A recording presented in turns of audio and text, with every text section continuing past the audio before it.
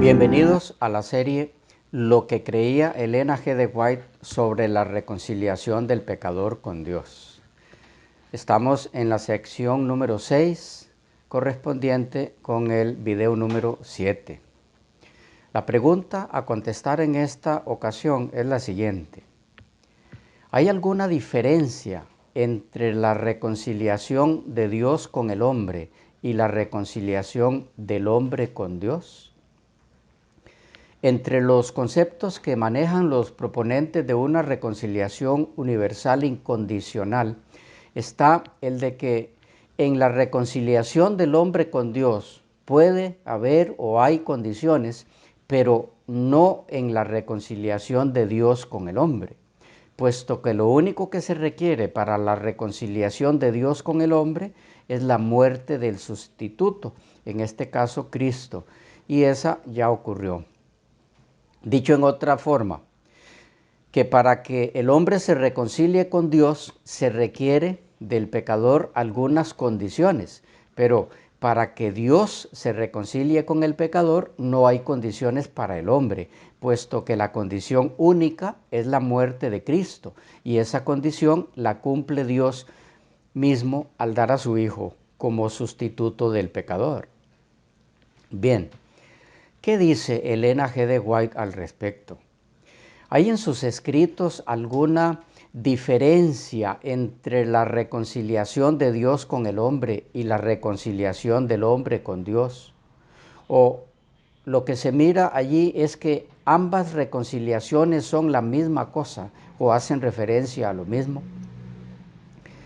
Algunas declaraciones que nos orientan en esa dirección.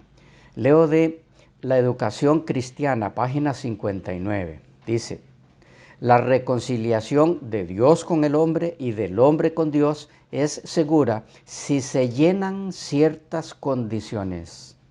El Señor dice: los sacrificios de Dios son el espíritu quebrantado, el corazón contrito y humillado no despreciarás tú, oh Dios.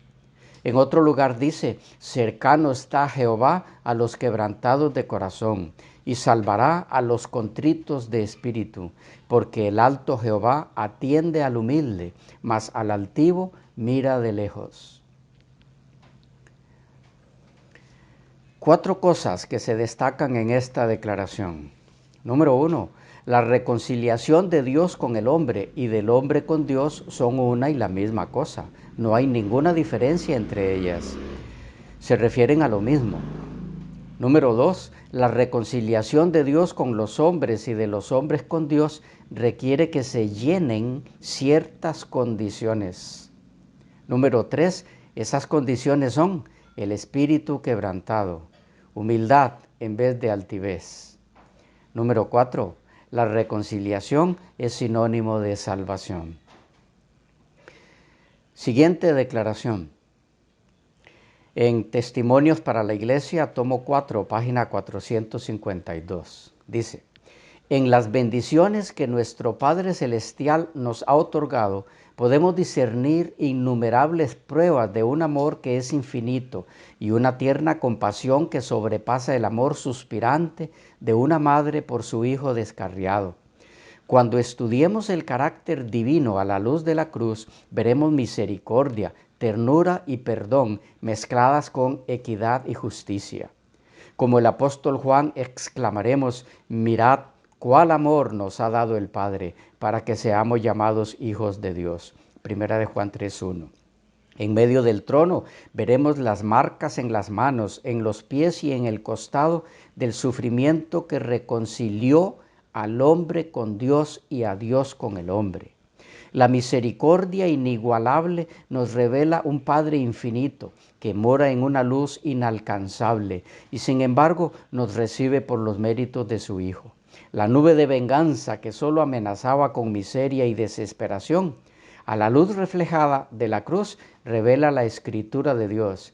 Vive, pecador, vive, almas penitentes y creyentes, vivid, he pagado el rescate. Aspectos que se desprenden de esta declaración en el tema que nos ocupa. En primer lugar, la reconciliación del hombre con Dios y de Dios con el hombre son una y la misma cosa. En segundo lugar, esa reconciliación en dos direcciones está basada en la misericordia de Dios y en los méritos de Cristo. En tercer lugar, convierte a aquellos a quienes se aplica en hijos de Dios. Y en cuarto lugar, esta reconciliación es para las almas penitentes y creyentes. Siguiente declaración de nuestra elevada vocación, 9 de febrero. Dice: quitar la cruz al cristianismo es como borrar el sol que ilumina el día y quitar la luna y las estrellas del firmamento por la noche. La cruz de Cristo nos conduce más cerca de Dios, reconcilia al hombre con Dios y a Dios con el hombre. El Padre contempla la cruz, los sufrimientos que ha dado a su Hijo, a fin de salvar a la humanidad de la desesperada condición y de conducir al hombre hacia sí mismo. La contempla con tierna compasión del amor de un Padre. Casi se ha perdido de vista la cruz, pero sin la cruz no hay relación con el Padre. No hay unidad con el Cordero en el medio del trono del cielo. No hay una recepción de bienvenida a los errantes que quieran volver al olvidado camino de la justicia y la verdad. No hay esperanza para el transgresor en el día del juicio. Sin la cruz no hay un medio provisto para vencer el poder de nuestro poderoso enemigo. Toda esperanza de la humanidad pende de la cruz. ¿Qué aprendemos de esta declaración? En primer lugar, que la base que hace posible la reconciliación de Dios con el hombre y del hombre con Dios es la cruz de Cristo. Y en segundo lugar, que la reconciliación es para los que quieran volver al camino de la justicia y la verdad. Próxima declaración. En Testimonios para la Iglesia, tomo 2, página 523. Dice: el pecado de Adán y Eva causó una tremenda separación entre Dios y el hombre. Y Cristo se ubica entre el hombre caído y Dios y le dice al hombre: todavía puedes llegar al Padre. Hay un plan trazado por el cual Dios puede ser reconciliado con el hombre y el hombre con Dios. A través de un mediador puedes acercarte a Dios. Y ahora está Él para meditar por vosotros.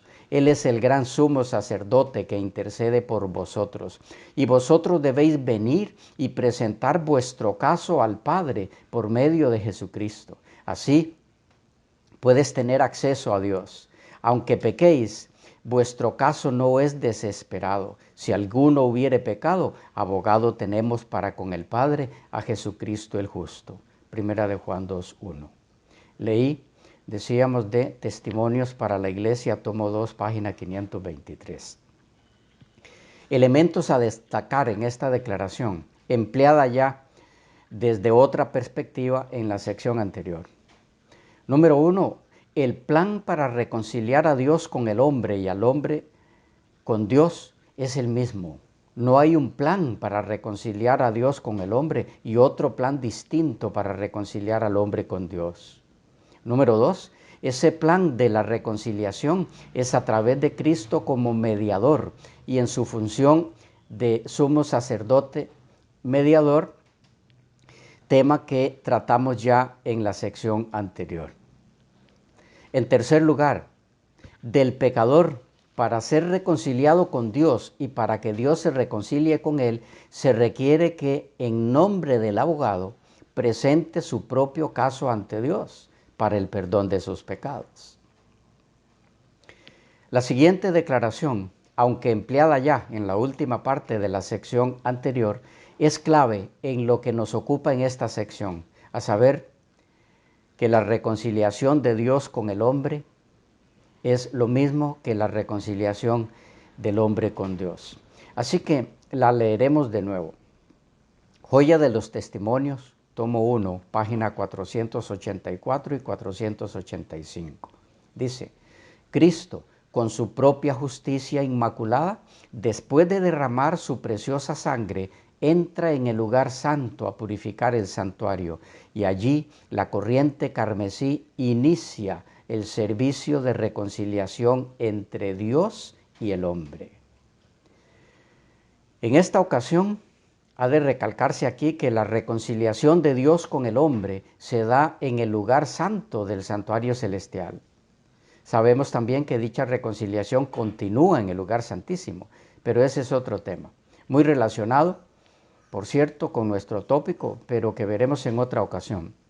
Por ahora, hay que resaltar aquí que la reconciliación de Dios con el hombre es por la mediación de Cristo en el santuario celestial.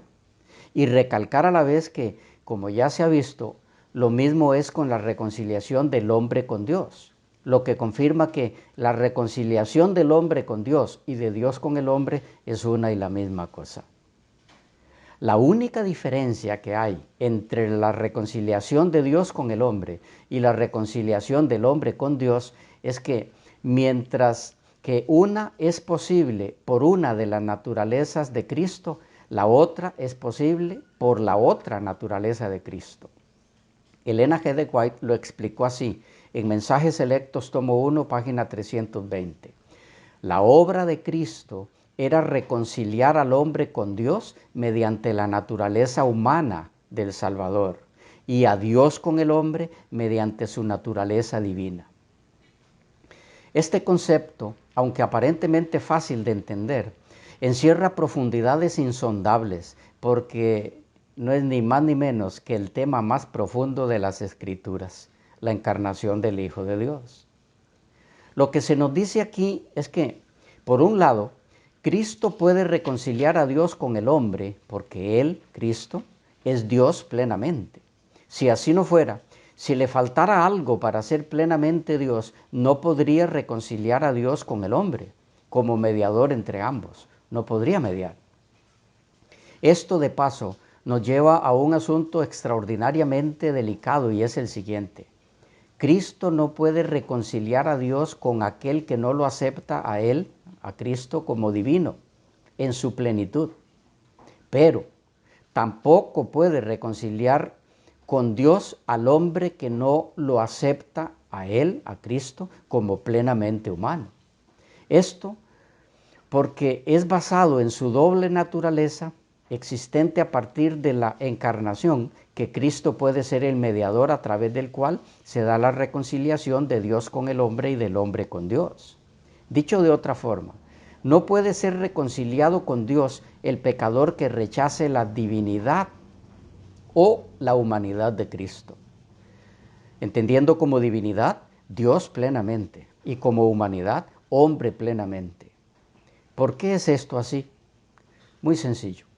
Para representar a Dios ante el hombre en su mediación, Cristo debe ser plenamente aquello que representa y viceversa. Para representar al hombre ante Dios, Cristo debe ser en su función de mediador plenamente hombre. No puede ser de otra forma.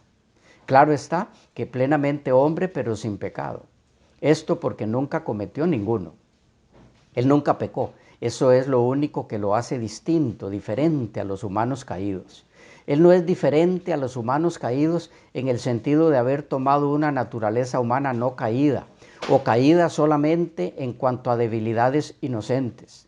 Tal cosa no pudo ser, porque si la naturaleza humana que nuestro Señor tomó fue una como la de Adán no caído, y en cuanto a caída lo fue solo en las debilidades inocentes, sueño, hambre, cansancio, etc.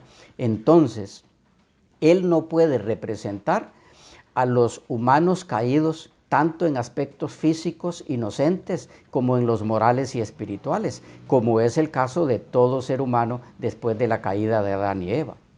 Si el Hijo de Dios no tomó una naturaleza humana caída con todo lo que implica, excepto en el pecado, como ya se mencionó, entonces no puede representar ante el Padre a aquellos que sí tienen una humanidad caída con todo lo que eso implica. Siempre y cuando se tenga claro que esa humanidad caída que Él tomó es la naturaleza humana caída, pero regenerada. Es decir, la naturaleza humana de un nacido de nuevo, no la de un impío y regenerado, porque un impío y regenerado está en enemistad con Dios, mientras que Cristo siempre estuvo amistado con Dios desde su engendramiento en el vientre de María. Por lo tanto, lo que ocurre con el nacido de nuevo en cuanto a ser engendrado por el Espíritu Santo se dio en Jesús desde su mismo engendramiento en el vientre de su madre. De tal manera que Él nunca nació de nuevo, porque nunca lo necesitó, porque nunca pecó. Para ser engendrado por el Espíritu Santo, Él no tuvo que nacer de nuevo, porque nunca tuvo una vida de pecado a la cual morir. Nunca tuvo que pasar de una vida vieja a una vida nueva. Él es el engendrado por el Espíritu desde su primer instante de vida como humano en el vientre de su madre. Mientras que los humanos nacidos de nuevo, engendrados por el Espíritu Santo, lo son después de haber experimentado un periodo de tiempo en su vida como pecadores. En Jesús no se dio ese periodo. Esa es la diferencia de su naturaleza humana con la nuestra. Su naturaleza humana desde el primer instante de su existencia fue una naturaleza regenerada, caída sí, pero regenerada. Les animamos a mirar pronto, si así el Señor lo permite, la serie dedicada precisamente a la temática de la naturaleza humana de Cristo, titulada Aprended de mí, en la cual creemos presentar la documentación necesaria para demostrar lo que estamos diciendo. Volviendo a nuestro punto en estudio, Jesús puede funcionar como mediador entre Dios y nosotros precisamente porque tomó en la encarnación nuestra naturaleza caída, que es la única que nosotros tenemos. Si fuera cierto que la naturaleza humana que Jesús tomó fue una naturaleza caída, pero solo en aspectos inocentes, entonces hay una pregunta que debe ser contestada, y es la siguiente: ¿a qué humano representa él ante Dios? ¿Cuál ser humano ha existido en esta tierra con una naturaleza caída solo en cuanto a debilidades inocentes? ¿Cuál es ese ser humano? Pero, como ya se mencionó, esta última parte no es más que una brevísima introducción a la serie Aprended de mí, que esperamos pronto compartir con ustedes. Por ahora, a manera de conclusión de estas secciones en 7 videos, y haciendo las veces de una apretada síntesis, dejamos con ustedes el contenido de una carta de 1898, donde Elena G. de White, en forma magistral, resume todo lo dicho en esta serie, que hoy concluimos por la gracia y la bondad de nuestro Señor.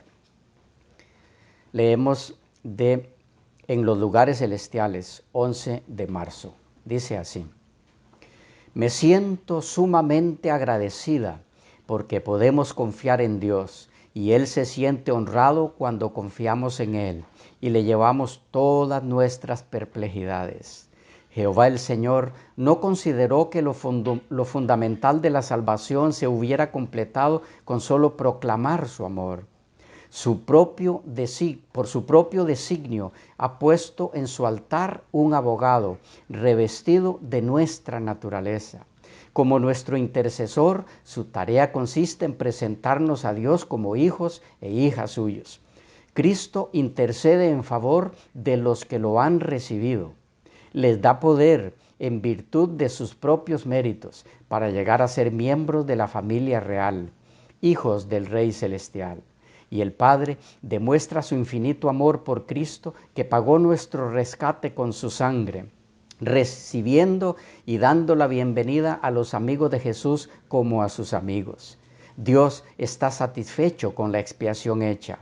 Ha sido glorificado con la encarnación, la vida, la muerte y la mediación de su Hijo.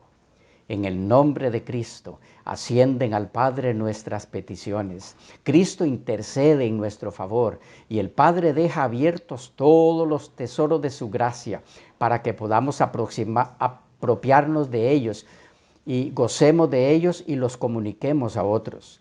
Pidamos en su nombre, dice Cristo. En aquel día pediréis en mi nombre, y no os digo que yo rogaré al Padre por vosotros, pues el Padre mismo os ama, porque vosotros me habéis amado y habéis creído que yo salí de Dios. Juan 16, 26 y 27.